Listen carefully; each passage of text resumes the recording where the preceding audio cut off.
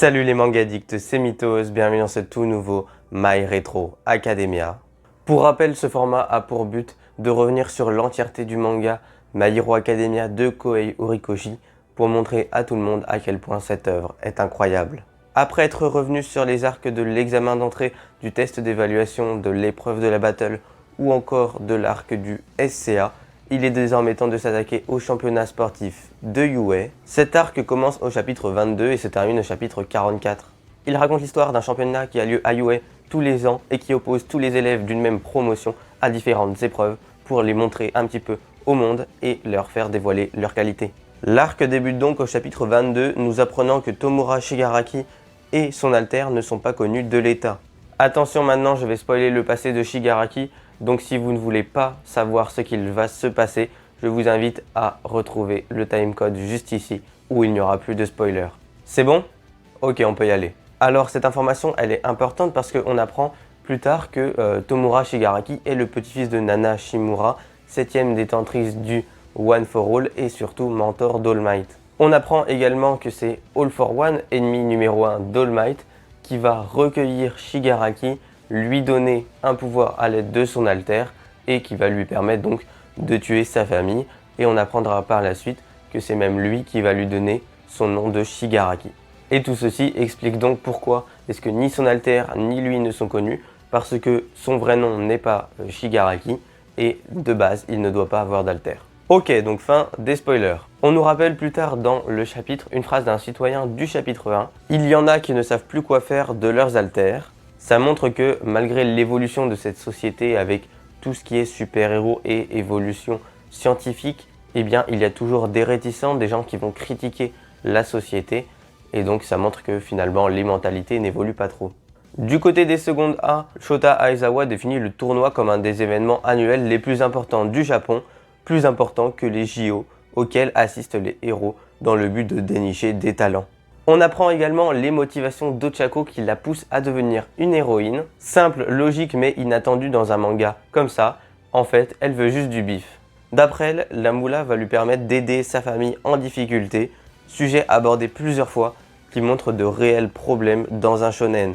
Une très bonne idée selon moi. Ces motivations pour moi elles ressemblent beaucoup à celles de Léolio dans Hunter x Hunter, qui veut devenir Hunter pour l'argent car ça permet de tout faire et il aurait pu sauver son ami comme ça. Ce tournoi est intéressant car il permet de montrer les différentes classes et filières présentes à UA, mais ce sont les secondes A qui nous intéressent bien entendu. D'ailleurs, il me semble qu'on apprend que Shoto Todoroki est le fils d'Endeavor, le numéro 2 des héros et futur personnage incroyable de l'œuvre. Et Shoto nous montre dès le début la volonté qu'il a de battre Izuku. Comme je vous le disais dans la précédente vidéo que vous pouvez bien entendu retrouver dans la description, eh bien, il y a plusieurs classes de seconde, au moins 8 classes de seconde à UA et pas forcément des classes de super-héros. Il y a la filière générale, la filière d'assistance, même la filière de management et de commerce, on peut l'appeler comme ça. Et donc ça montre vraiment qu'il y a une grande diversité à UA et que ce n'est pas forcément une école spécialisée dans les super-héros. Ces classes vont d'abord s'affronter dans une course d'obstacles sous les yeux du public, des commentateurs Eraserhead et Present Mic et de l'arbitre Midnight. Super héroïne que les fans portent dans leur cœur. Évidemment, l'épreuve elle est compliquée car les élèves ils doivent faire face aux géants robots qu'on avait découvert dans l'examen d'entrée et que Izuku avait été le seul à battre. Mais c'est sans problème pour les secondes A qui ont bien progressé. Bravo les mecs. La classe des secondes A est clairement montrée comme supérieure et l'auteur en profite pour dévoiler certains alters qu'on n'avait pas encore vus, comme celui d'Anta Sero ou même de Fumikage. Après des robots et du funambulisme, c'est au tour du champ de mine qui va permettre à Izuku de montrer son ingéniosité afin de terminer l'épreuve en première position devant Shoto et Katsuki. Horikoshi utilise beaucoup d'humour dans son manga, notamment avec des personnages comme Mineta qui est tout le temps à la ramasse ou encore en donnant des expressions exagérées et inhabituelles aux personnages. La seconde épreuve est une bataille de cavaliers et des coups se retrouve l'homme à abattre car c'est lui qui a le plus de points. Les équipes de 4 se créent avec stratégie et ingéniosité et le jeune Midoriya va se retrouver avec Ochako, Fumikage et Mei Hatsume. L'alter de Fumikage, Dark Shadow, lui donne le contrôle de son ombre, sorte de créature vivante. Et Mei de la filière assistance possède tout plein de gadgets, mais elle fait un peu jalouser Ochako, ce qui continuera à arriver par la suite du manga. Les autres équipes importantes sont celles de Shoto avec Tenya, Momo et Denki, ou encore celles de Bakugo avec Mina, Ejiro et Antasero. Le but de l'épreuve est donc de terminer avec le plus de points. Tout le monde se jette sur Deku et son équipe, sauf les plus malins qui se servent facilement chez les distraits. Par contre, les secondes B sont clairement montrées comme insupportables avec leur air supérieur, mais les mieux organisés sont clairement l'équipe de Shoto qui se retrouve en 4 contre 4 face à l'équipe de Deku. Alors que pendant ce temps, Bakugo se retrouve face à Neito, un élève insupportable de seconde B à qui il va faire fermer son clapet avec une classe incroyable. De retour à Deku contre Shoto, où Tenya nous sort une attaque rapide comme l'éclair, le Recipro Burst, qui permet à son équipe de voler le bandeau à 10 millions de points d'Izuku. Ce dernier tente le tout pour le tout afin de récupérer son bandeau dans un magnifique face-à-face contre Todoroki, à qui il réussit à prendre un bandeau, mais malheureusement pas le sien. Le temps est écoulé et les équipes qualifiées sont celles de Shoto, Bakugo, Shinso, un élève de seconde B, et de Deku grâce à Fumikage qui a réussi à chourer un petit bandeau à une autre équipe. Par la suite, Shoto discute avec Izuku de leurs alters et héritages laissés par leur père et mentor, alors que justement All Might et Endeavor discutent. Endeavor est clairement montré comme un personnage horrible mais qui deviendra incroyable par la suite, mais ça on ne le sait pas encore. Il fait tout pour que Shoto surpasse All Might, quitte à s'éloigner de sa famille. La rivalité entre les deux élèves est vraiment bien, mais malheureusement elle ne durera pas plus que le temps du tournoi. Et c'est maintenant le début de la troisième épreuve. Attention, roulement de tambour, des duels en 1 contre 1. Le premier match oppose Izuku Midoriya face à Hitoshi Shinzo. Ce dernier utilise son alter sur Deku qui lui permet de manipuler les gens une fois qu'ils lui ont répondu. Tout semble alors aller mal pour le jeune Izuku qui se dirige en dehors du terrain contre son gré. Mais tout à coup, attention, que se passe-t-il? Après 4 magnifiques pages qui nous plongent dans l'incompréhension totale, on comprend que les précédents détenteurs du One for All ont poussé Deku à utiliser son alter pour le défaire du maléfice de Shinso. Maintenant libre, Izuku peut lui faire la plus grosse prise de catch de sa vie pour l'envoyer au tapis. Il est donc vainqueur de son combat. C'est également très intéressant pour le développement de ce personnage car on sait que Hitoshi et Shoto l'envient, alors que nous, lecteurs, savons très bien ce que Deku a dû endurer pour en arriver là et qu'il n'est clairement pas chanceux. Shoto se retrouve face à Antasero, le mec qui a du scotch dans les coudes, mais il se fait exploser par un Shoto glacial qui refuse d'utiliser son côté de feu car il ne veut pas jouer le jeu de son père. Les combats s'enchaînent, nous avons Ibara Shiozaki de seconde B qui gagne contre Denki, Tenya gagne contre Mei Hatsume après avoir servi de téléachat, Mina quant à elle gagne contre Yuga et Fumikage gagne contre Momo. Eijiro Kirishima se retrouve face à son clone, Tetsu, le mec a un nom pourri. Eh bien le match se termine en égalité mais Kirishima le gagne par bras de fer. À ce moment-là, on peut vraiment remarquer la qualité du dessin de Kohei Horikoshi. En effet, sur une même double page, il peut dessiner Ochako avec des traits ronds, simples mais très propres, ou alors le combat des deux durs à cuire avec des traits plus grossiers, linéaires et représentant bien la matière voulue. Mais là, c'est l'heure du dernier duel du premier tour, Katsuki contre Ochako. Cette dernière est bien consciente de la force de son adversaire et est prête à tout pour le battre par ses propres moyens. Bakugo est déchaîné et Ochako ne lâche rien, un vrai combat violent et ingénieux. Et là, Uraraka dévoile son plan, une pluie incroyable de météores. Malheureusement, Katsuki est surpuissant et ne subit pas de dégâts avant qu'elle s'écroule de fatigue.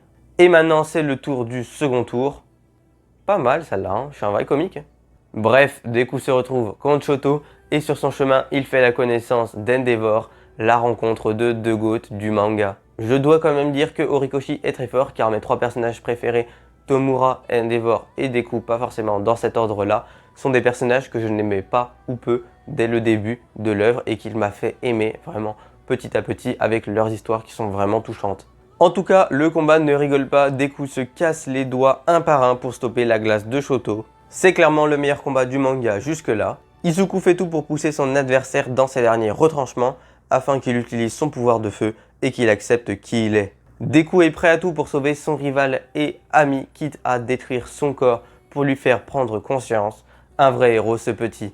On découvre le triste passé de Shoto, ce qui je trouve manque à Bakugo qui n'a pas une énorme backstory. Enfin bref, on apprend que son enfance fut compliquée et que les relations avec sa famille ne sont pas folles du tout. Horikoshi est très bon pour retranscrire et transmettre les émotions de l'encre au lecteur avec un Shoto libéré de ses barrières mentales et qui possède un énorme swag. Je suis doté d'énormément de swag. Et là, c'est l'attaque finale de Fou Malade qui détruit le terrain et réveille tout le monde. Malheureusement pour lui, Deku a trouvé un adversaire supérieur, mais il se voit dignement éliminé du tournoi après avoir réussi à sauver Shoto. Entre deux duels, on apprend qu'All Might était également un sans alter et c'est pour ça qu'il a choisi Izuku. Intéressant à retenir pour la suite. Le prochain fight oppose donc Kirishima à Bakugo qui ne va faire qu'une seule bouchée de son adversaire. On enchaîne de suite avec Tanya contre Shoto, un combat intéressant où Tanya aurait pu gagner à l'aide de sa Récipro Burst. Et l'avant-dernier combat, c'est Bakugo contre Fumikage qui se fait fumer par l'explosif à cause de sa vulnérabilité à la lumière. Avant la finale, on fait la connaissance de Stain, le tueur de héros qui a attaqué le frère de Tenya et qui se fait accoster par la Ligue des Vilains. Mais ça sera pour la prochaine vidéo. Le dernier match a une grosse affiche, un Shoto torturé face à un Katsuki Bakugo déchaîné et explosif.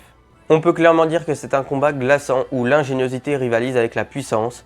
Cependant, Shoto est trop tourmenté et pas suffisamment concentré, ce qui va lui coûter la victoire lorsqu'il décide de ne pas utiliser ses flammes. Katsuki Bakugo, vénère à cause de sa victoire facile, termine donc le championnat de UA section seconde à la première place. Remise des prix, blabla, etc.